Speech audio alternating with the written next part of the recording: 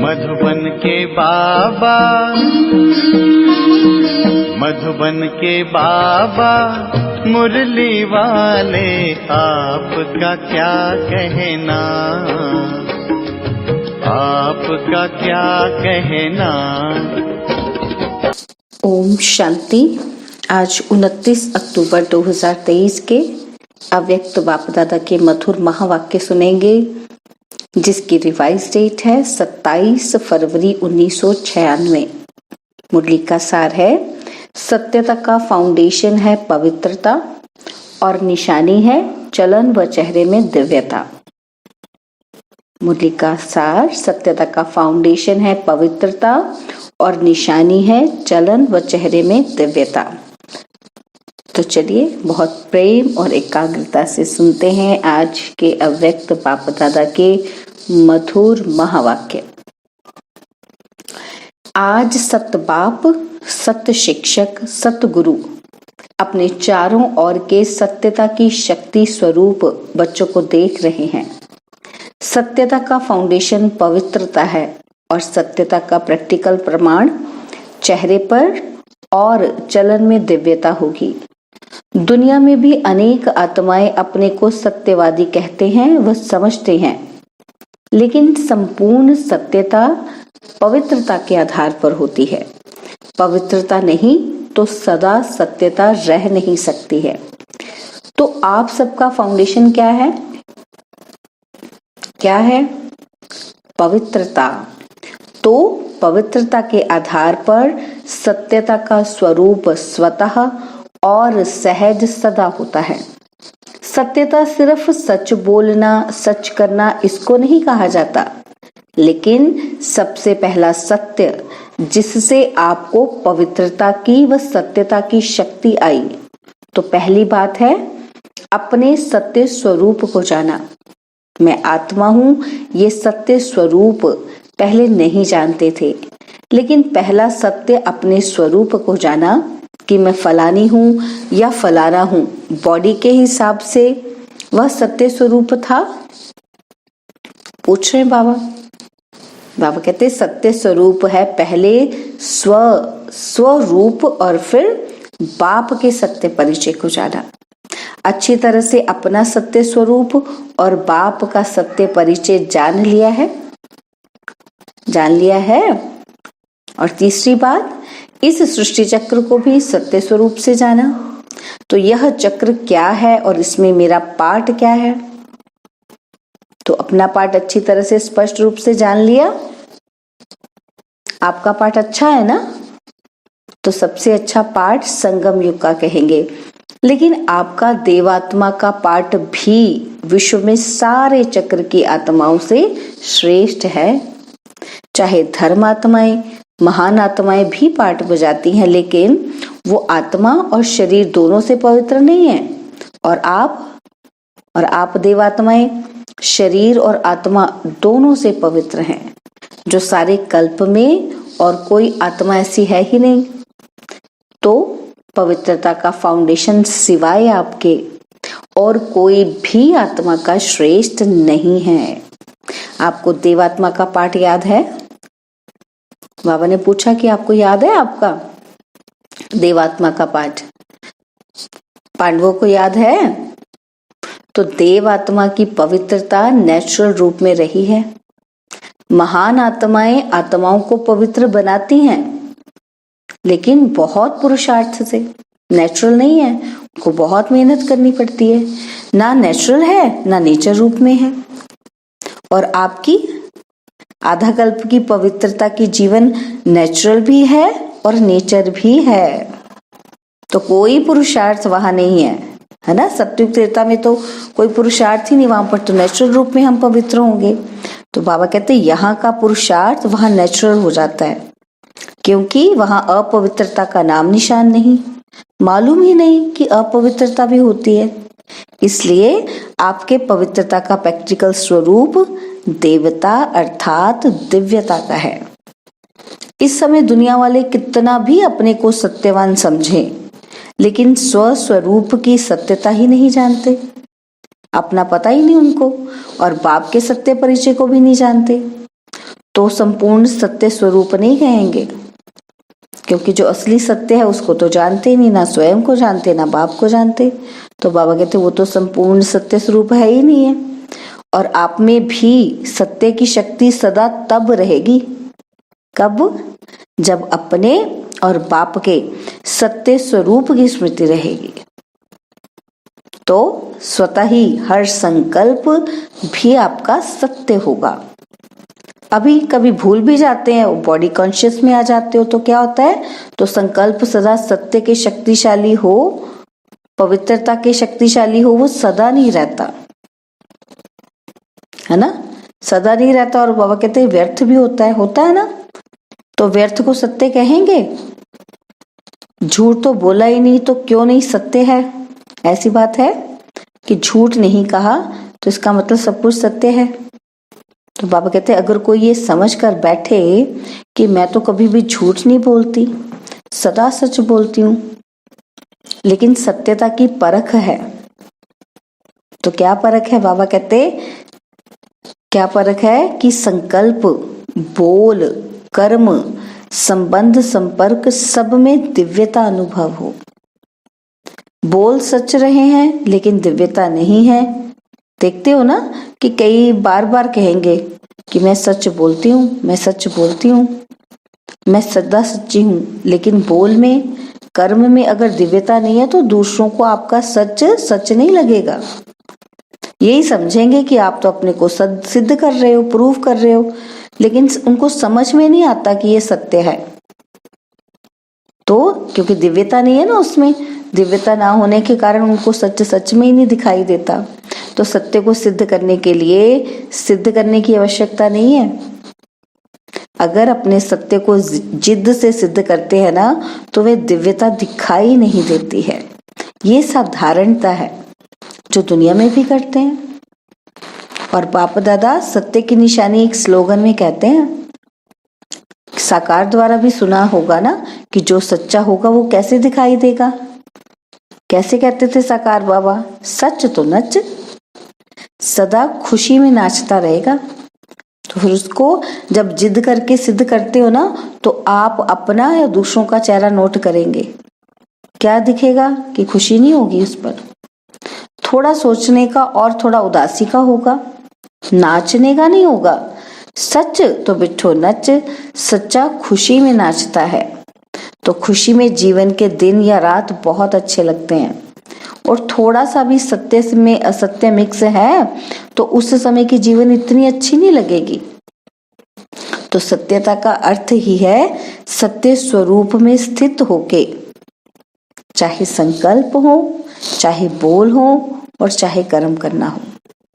कैसे करना है? सत्य स्वरूप में स्थित होकर।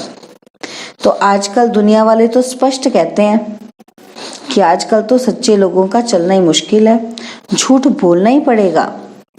लेकिन कई समय पर कई परिस्थितियों में ब्राह्मण आत्माएं भी मुख से नहीं बोलती, लेकिन अंदर समझती हैं कि कहीं कहीं चतुराई से तो चलना ही पड़ता है। उसको झूठ नहीं कहते लेकिन चतुराई कहते हैं। तो चतुराई क्या है? क्या है चतुराई? ये तो करना ही पड़ता है। तो वह स्पष्ट बोलते हैं और ब्राह्मण रॉयल भाषा में बोलते हैं। दुनिया वाले स्पष्ट बोलते हैं और ब्राह्मण, बाबा कहते हैं, बड़ा रॉयल्टी से बोलते हैं। कैसे?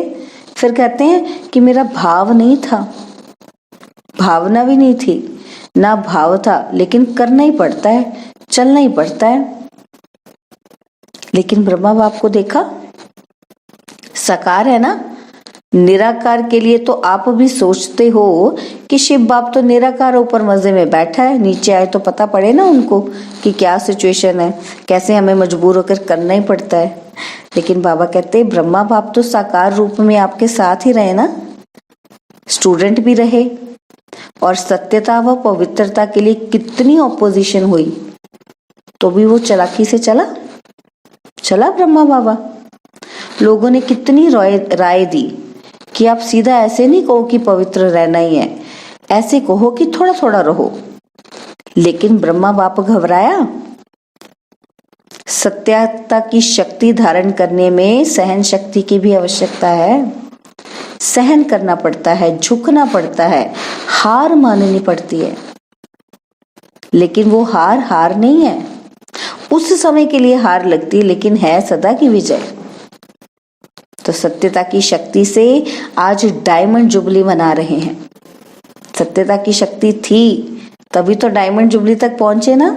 अगर पवित्रता और सत्यता नहीं होती तो आज आपके चेहरों से, चलन से आने वालों को जो दिव्यता अनुभव होती है ना, वो नहीं होती। चाहे प्यादा भी है, नंबरवार तो है ही ना, महारथी भी है, नाम के महारथी नहीं, लेकिन जो सच्चे महारथी हैं, अर्थात सत्यता की शक्ति से चलने वाले महारथी हैं, जो परिस्थिति को देखकर सत्यता से जरा भी किनारा कर लेते और कहते हैं और कुछ नहीं किया, एक दो शब्द ही ऐसे बोल दिए, दिल से नहीं बोले, ऐसे बाहर से थोड़ा सा बोल दिए, तो ये संपूर्ण सत्यता नहीं है। मन में तो सोचना ही नहीं और मुख से भी ऐसे कैजुअल नहीं बोलना। तो बाबा कहते अगर थोड़ा सा भी ऐसे कैजुअली बोल दिया तो वो क्या है? सत्यता नहीं है, संपूर्ण सत्यता नहीं है। सत्यता के पीछे अगर सहन भी करना पड़ता है ना, तो वह सहन नहीं है। भले बाहर से लगता है कि हम सहन कर रहे हैं, लेकिन आपके खाते में वो सहन शक्ति के रूप में जमा होता है।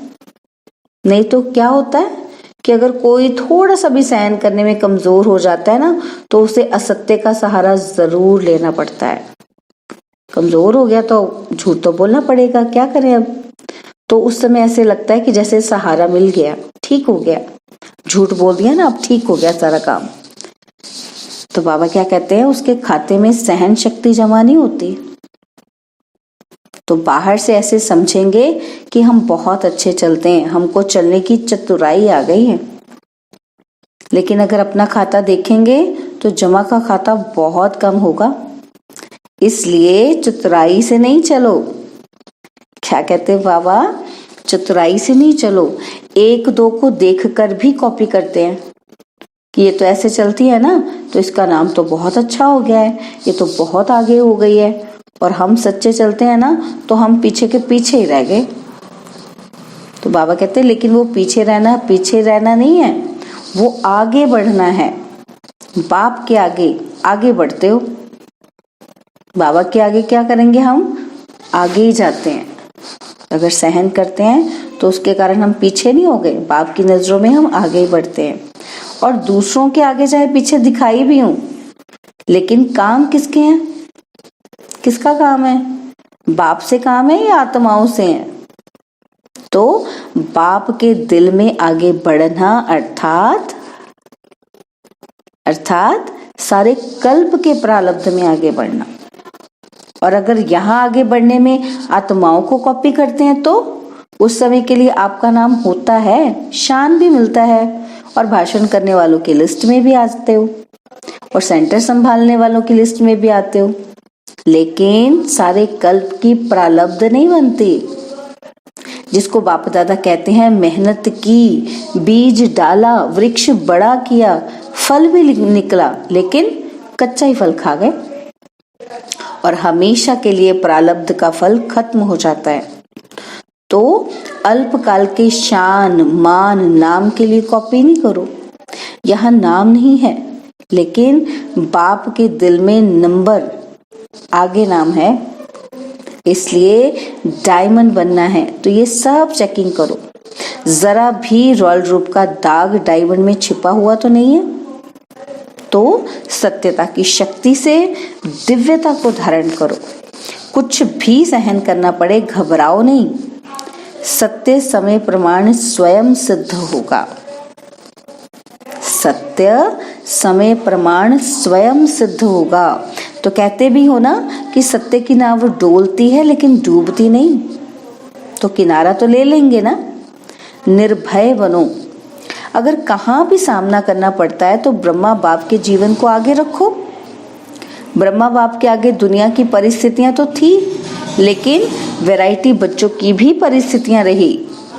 लेकिन संगठन में होते, जिम्मेवारी होते, सत्यता की शक्ति से विजयी हो गए। बच्चों की खिटखिट ब्रह्मा बाप ने नहीं देखी क्या? है ना?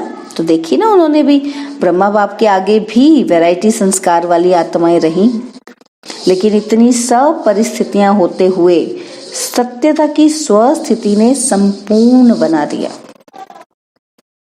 तो आप सबको क्या बनना है? चतुराई तो नहीं है ना? बहुत अच्छा बोलते हैं कि मैंने कुछ नहीं किया, चतुराई से तो चलना ही पड़ता है, लेकिन कब तक? तो सहन शक्ति धारण कर असत्य का सामना करो, प्रभाव में नहीं आ जाओ। कई समझते हैं कि हमने महारथियों में भी ऐसे देखा ना, तो फॉलो तो महारथियों को करना है ना।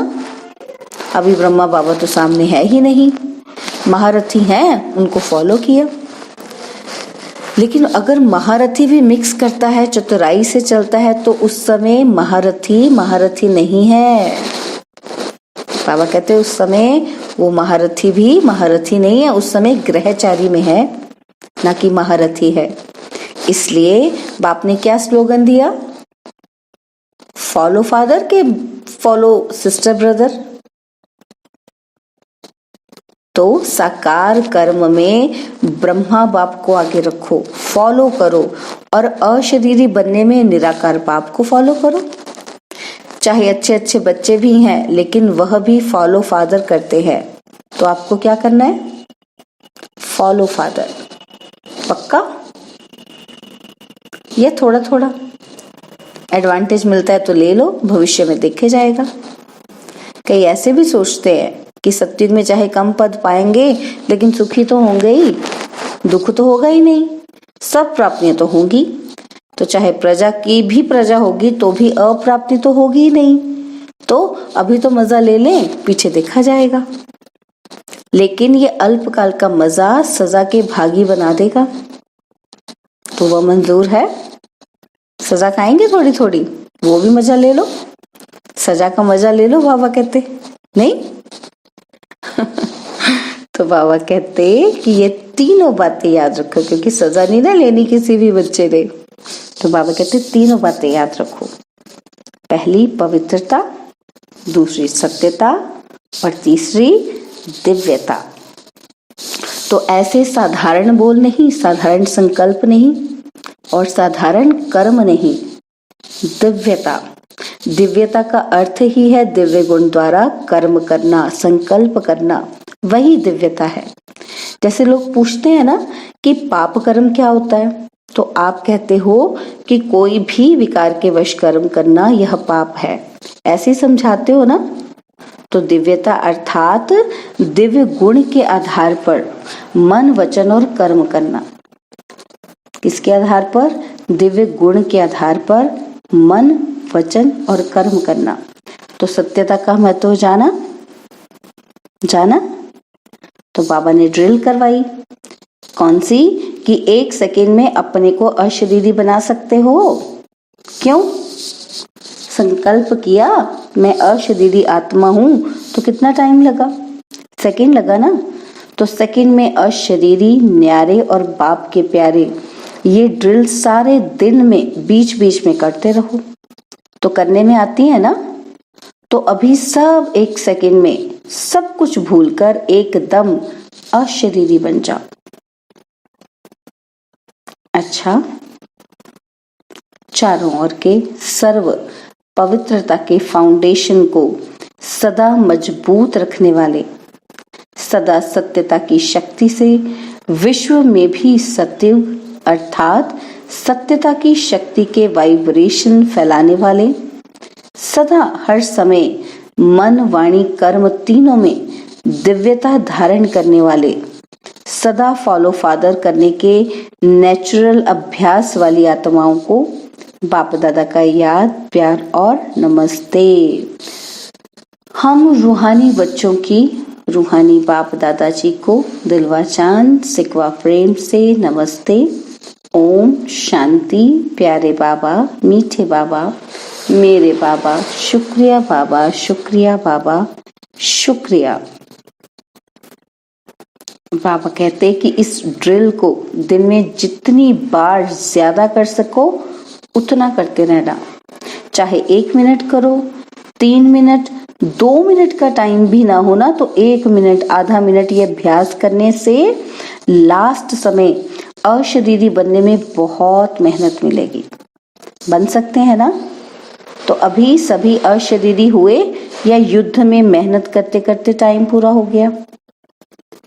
तो सेकंड में बन सकते हो ना? बहुत काम है फिर भी बन सकते हो।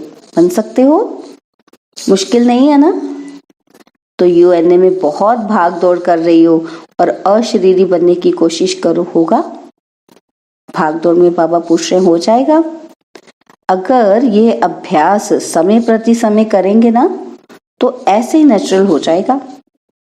जैसे शरीर के भार में आना, मेहनत करते हो क्या कि मैं फलानी हूं, ये मेहनत करते हो? नेचुरल है ना? तो ये भी नेचुरल हो जाएगा। जब चाहो अशरीरी बनो और जब चाहो शरीर में आओ। अच्छा काम है।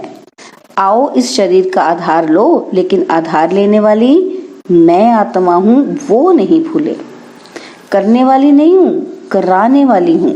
जैसे दूसरों से काम कराते हो ना, उस समय अपने को अलग समझते हो ना, वैसे ही शरीर से काम कराते हुए भी कराने वाली मैं अलग हूं, ये प्रैक्टिस करो। तो कभी भी बॉडी कॉन्शियस की बातों में नीचे ऊपर नहीं होंगे। समझा? बाबा ने आज वरदान दिया कि स्नेह के सागर में समाकर मेरेपन की मैल को समाप्त करने वाले पवित्र आत्मा भव। स्नेह के सागर में समाकर मेरेपन की मैल को समाप्त करने वाले पवित्र आत्मा भव। जो सदा स्नेह के सागर में समाये रहते हैं उनको दुनिया की किसी भी बात की सुध-बुध नहीं रहती। स्नेह में समाये होने के कारण वे सब बातों से सहज ही परे हो जाते हैं। भक्तों के लिए कहते हैं कि ये तो खोए हुए रहते हैं, लेकिन बच्चे सदा प्रेम में डूबे हुए रहते हैं, है ना? दुनिया वालों को लगता है तो खोए हुए, गुमे हुए रहते हैं, और बाबा क्या कहते हैं, लेकिन वो बच्चे सदा प्रेम में डूबे हुए रहते हैं। उन्हें दुनिया की स्मृति ही नहीं, मेरा मेरा सब खत्म, लेकिन अनेक मेरा मैला बना देते हैं। तो एक बाप मेरा तो मैलापन समाप्त हो जाता है और आत्मा पवित्र बन जाती है। स्लोगन है, बुद्धि में ज्ञान रत्नों को ग्रहण करना और कराना ही होली हंस बनना है। बुद्धि में ज्ञान रत्नों को ग्रहण करना और कराना ही होली हंस बनना है। ओम शांति। और अब यह एक बहुत अच्छी वीडियो भी जरूर देखें।